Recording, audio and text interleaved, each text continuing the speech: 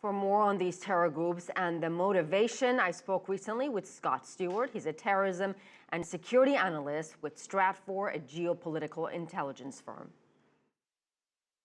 One of the things that we're seeing is the violence is spiking, not just because of an increase in terrorism per se, but because we're seeing these militant groups losing territory. So if you look at the real hotspots on that index, places like Nigeria, places like Syria, Iraq, a lot of that violence is actually as a result of these groups lashing out to losing their territory. When they lose control of things, when they lose control of territory, they want to lash out against the civilians to create a sense of unease and unrest and to demonstrate that the government can't secure these places and can't provide security for the population. It's also a lot kind of cheaper and easier to conduct terrorist attacks than it is conventional warfare or even guerrilla warfare. So a lot of times we'll see a group that's getting weaker will resort to terrorism as a way to kind of continue to create casualties and remain relevant while using less resources.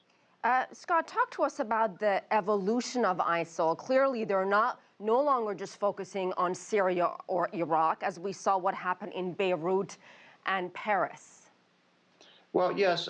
One of the things that we need to be very careful of, though, is this is not a new thing for them.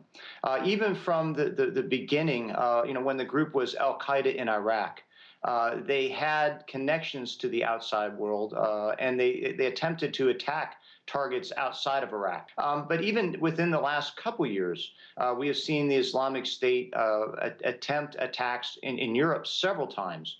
In addition to their operative who was involved with the kosher deli attack last January and who armed the Charlie Hebdo attackers, about that same time there was a major attack thwarted by European authorities that involved Islamic State militants spread across Europe. So this has been something they've been trying to do for a while. The difference is now they finally succeeded at these attempts.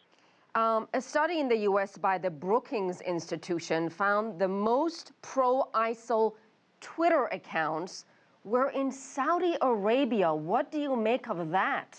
The Saudis have repeatedly attempted to use the jihad as a weapon against their enemies. But beyond that, they've also tried to use it as a way to enhance their own domestic security. They've seen it as an opportunity to export these guys to go fight in these fields of jihad, first in Afghanistan, but later Iraq and other places, as a way to kind of get rid of some of these people so they don't do things at home. And we've seen them repeatedly, pay the price for trying that policy as these people have come back home and to roost and to conduct attacks within the kingdom. The downing of that Russian warplane by Turkey, how is this going to complicate things?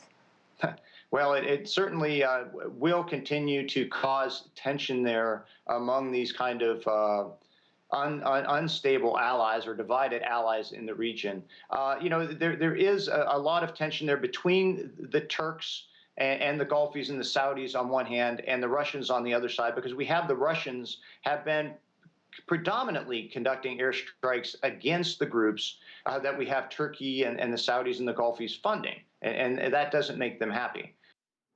Part of my conversation with Scott Stewart.